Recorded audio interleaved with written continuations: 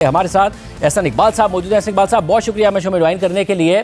इमरान खान साहब का एतमाद कुछ गलत नहीं है, आप लोगों से मईशत नहीं संभल रही है, IMF के साथ मामला थ्रू नहीं हो रहे हैं, दोस्त ममालिक से पैसे नहीं मिल रहे हैं, और अब खान साहब को लगता है कि जनवरी में समझ में आ जानी है बात फौज को भी।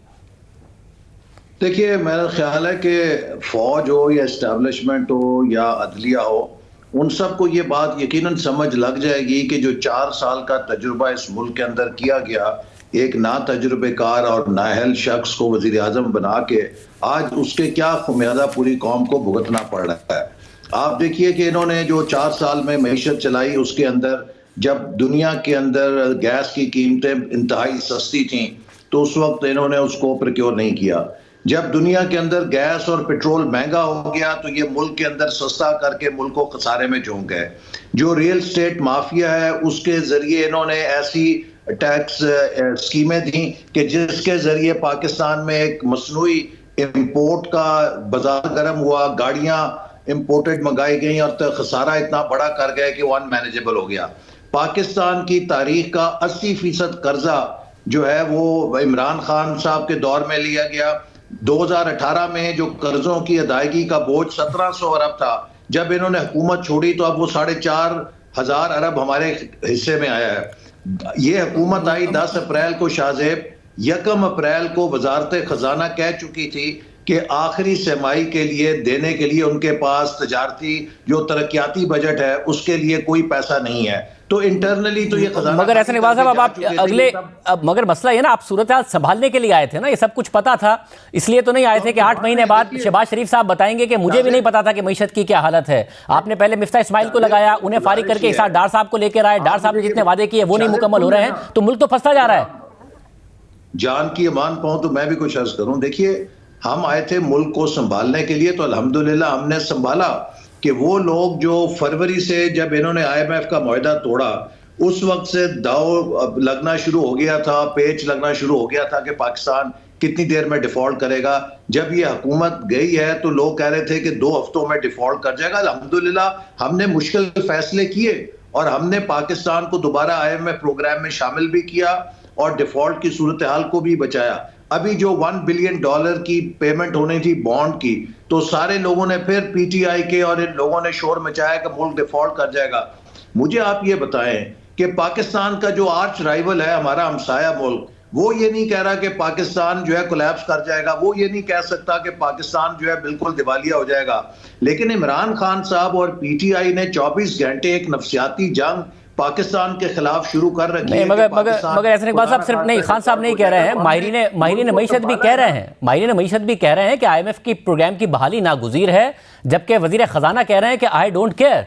तो इसलिए पाकिस्तान में इस वक्त मसला है। ऐसी बात नहीं है। देखिए, वजीर खजाना भी कह चुके हैं और हम सब कारबंद हैं और हम कमिटेड हैं कि IMF प्रोग्राम के साथ हमने चलना है। लेकिन बैसियत हुकूमत हमारा ये भी फर्ज है कि हम ये कोशिश भी करें कि अवाम के लिए कम से कम बोझ उसमें हम जो ले सकते हैं वो लेकर आए।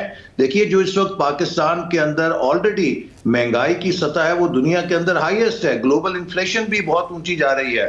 तो हमने जरूर इस चीज को $30 अरब का क्लाइमेट डिजास्टर हमारे ऊपर गिरा है। 9 जनवरी को इंटरनेशनल कॉन्फ्रेंस हो रही है, उसमें भी हमने देखना है कि दुनिया किस हद तक आगे आती है, और हम सब चीजों को एक बड़ी मोहतात तरीके से लेके चल रहे हैं। लेकिन मैं फिर दोहराऊंगा कि we are committed to go with IMF program, इसमें कोई दो राय नहीं है। और इंशाल्लाह ताला पाकिस्तान के दोस्त मुल्क भी हमारी मदद करेंगे। शायद वो सब 9 जनवरी का इंतजार कर रहे हैं कि उस कॉन्फ्रेंस के मौके पर वो पाकिस्तान के साथ यकजहती का इज़हार करेंगे।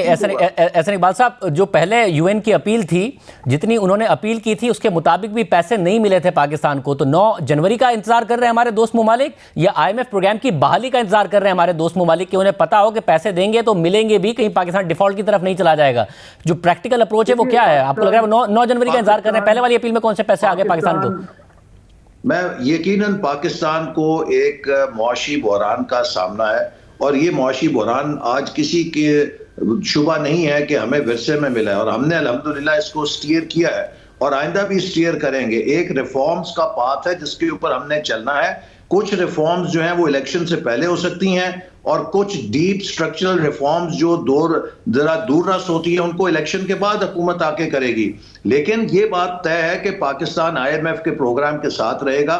इस वक्त यकीनन अगर कोई ऐसे मुतालबात हैं कि जिसको हम समझते हैं कि अवाम के लिए वो नाकाबिले बर्दाश्त होंगे, तो हमारा इतना हक तो है कि हम IMF को परसुएट करने की कोशिश करें कि इनको आप थोड़ा रैशनलाइज करें। लेकिन IMF के साथ भी चलेंगे, दोस्त ममालिक भी हमारी इस कमिटमेंट को जानते हैं। और मैं फिर ये बात कहना चाहूंगा कि हमें पाकिस्तान के अंदर से ये आवाजें नहीं निकालनी चाहिए कि हम खुदा ना खास्ता डिफॉल्ट कर रहे हैं। हम कोई अफ्रीका की कोई बनाना रिपब्लिक नहीं है। पाकिस्तान एक काफी बड़ी मगर ऐसा नहीं साहब, एक तर्ज अमल भी होता है। आप कौम से भी मुतालबा करते हैं कि जी हमें अपने मीन्स के विदिन रहना चाहिए, मगर दो ही चीज़ें जो इस मुल्क में बढ़े जा रही हैं, रुपया भी गिर रहा है, ज़र मुबादला के ज़खायर भी गिर रहे हैं, महंगाई बढ़ रही है और शहबाज शरीफ की काबीना बढ़ रही है, 76 पर तादाद पहुंच गई है, बगैर पोर्टफोलियो के SAPMs भर्ती किए जा रहे हैं। तो आप लोगों का अपना कंडक्ट है कहाँ जिससे लगे कि एक संजीदा हुकूमत है जो डिलीवर करना चाहती है और खुद भी वही कर रही है जिसका आवाम से मुतालबा कर रही है? देखिए, बात यह कि कोई इस मामले में दो राय नहीं है कि हम सबको इस वक्त कॉस्ट कटिंग करनी है। और जो इस वक्त उनके स्पेशल असिस्टेंट्स हैं, जितने भी कौमी असेंबली के मेंबरान हैं, वो कोई फालतू पर्क्स एंड प्रिविलेजेस नहीं ले रहे। उनके वही पर्क्स एंड प्रिविलेजेस हैं जो बैसियत रुकन कौमी असेंबली है। तो वो एक सिर्फ टाइटल की हद तक उनको जिम्मेदारियां दी गई हैं। बाकी मैं ये जरूर कहूंगा कि हमें बैसियत कौम अपने अंदर खुद एहतसाबी करनी चाहिए। देखिए, यूरोप के अंदर बांग्लादेश ने भी इस एनर्जी क्राइसिस के ज़माने में अपने तजारती मराकज़ को सनसेट के बाद बंद कर दिया है। और हमारे यहाँ हम 12-12, 2-2 बजे तक जो बिजलियाँ जलाकर बैठते हैं और हमारे ताजर बरादरी कहती है कि हम किसी किस्म की पाबंदी नहीं मानेंगे। हमें ये देखना चाहिए कि हम शहनशाहों की तरह नहीं रह सकते जबकि हमारी मईशत इस इंपोर्ट के दबाव के तहत सिसक रही है। तो मैं ये अपील करूंगा पाकिस्तान की बिजनेस कम्युनिटी से, उनको भी अपना हिस्सा डालना होगा। और पंजाब हुकूमत जो कि इन चीजों पे मगर आप नहीं इंप्लीमेंट करा पा रहे हैं, अपना रवैया आप तब्दील करना होगा। काफी टाइम से अनाउंस कर रहे हैं, इंप्लीमेंट नहीं करा पा रहे हैं। तो एक और तरीका है कि आज के शादी हॉल्स के लिए, कमर्शियल मराकज के लिए आप 8 बजे के बाद जो फी यूनिट रेट है उसको 4 गुना 5 गुना कर दीजिए।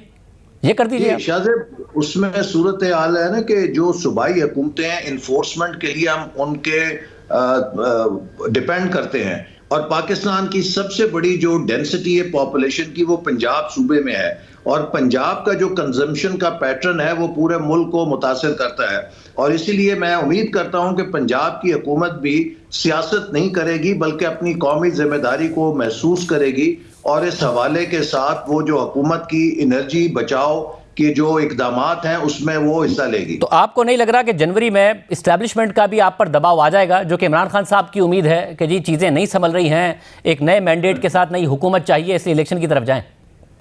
देखिए, इलेक्शन का मतलब क्या है? पहला मतलब यह है कि काउंसिल ऑफ कॉमन इंटरेस्ट का वो फैसला जो इमरान खान साहब कर गए हैं कि अगला इलेक्शन नई मर्दमशुमारी के ऊपर होगा, उसकी खिलाफ वर्जी की जाए और फेडरेशन के अंदर एक नया तनाज़ा खड़ा कर दिया जाए। इलेक्शन होने से पहले ही वो मुतनाज़े हो जाएंगे।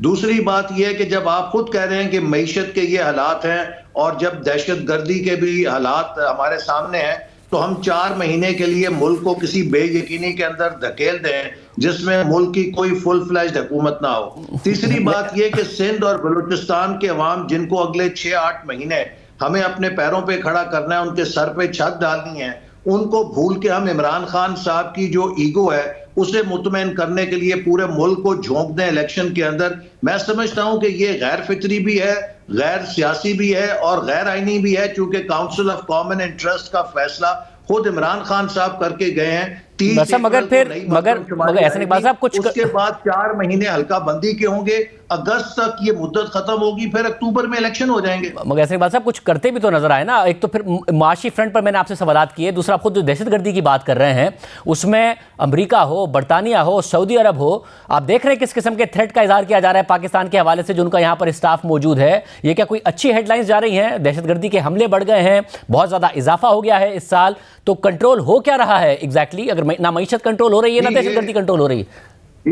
ये सब वो दहशतगर्दी है जिसको पीटीआई की हुकूमत मुल्क के अंदर घुसा के गई है। और किसको इसमें शुबा है कि टीटीपी के साथ जो मामलात हैं वो पीटीआई के दौर में हुए, उन्हें इनग्रेस दी गई खैबर पख्तूनख्वा के अंदर, और वो पाकिस्तान जिसको हमने मुस्लिम लीग नून का ये क्रेडिट है कि हमने कराची से लेकर खैबर पख्तूनख्वा तक दहशतगर्दी का कलाकामा किया था।